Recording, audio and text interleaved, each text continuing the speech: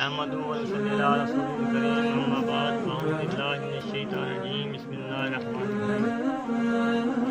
अस्सलामु अलैकुम व रहमतुल्लाहि व बरकातुहू। मेरे प्यारे भाइयों, दोस्तों और सामीन गिरामी, आज आपके सामने बाजमात नमाज अदा करने के बारे में बातचीत होगी। जैसा कि अल्लाह तबारक व तआला ने अपने कलाम पाक में इरशाद फरमाया,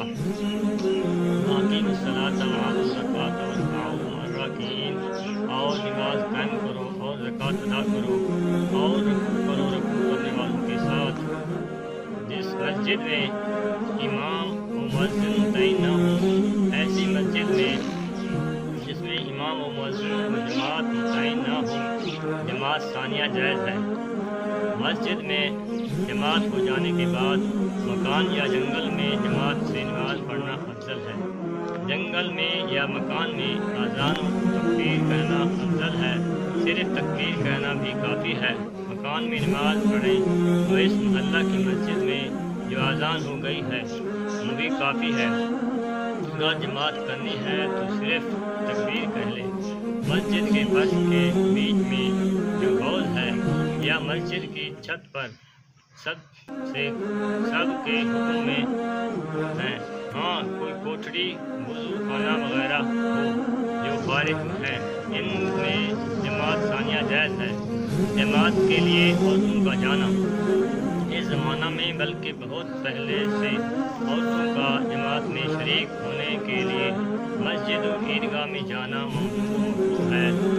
सहाबा के ज़माना में ये ममनू हो चुका था।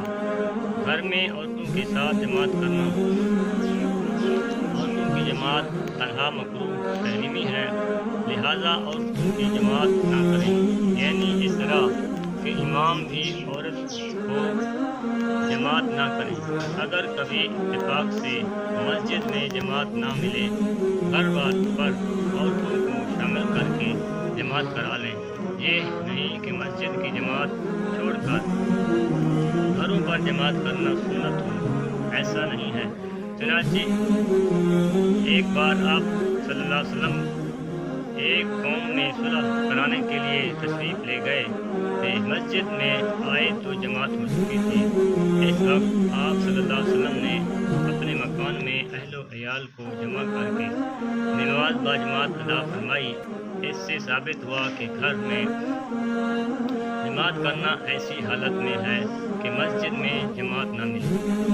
शौहर और बीवी अगर अपनी अलग अलग नमाज पढ़ते हैं तो कोई कराहत नहीं। इसमें 1 फुट का या कम बेश फासला भी कोई शर्त नहीं है। आपके मसाइल अपनी औरत और मुहर्रम औरत के साथ जमात जायज़ है, वो पीछे खड़ी हो जाए। मुहर्रम औरत को पर्दा में खड़े होने की ज़रूरत नहीं। अगर जमात करनी हो तो औरत बराबर में खड़ी ना हो बल्कि इसको अलग साथ में पीछे खड़ा होना चाहिए। अल्लाह तबारक व तआला हमें सही वक्त पर नमाज अदा करने की और इस्लाम पर अमल पैरा होने की तौफीक अता फरमाए।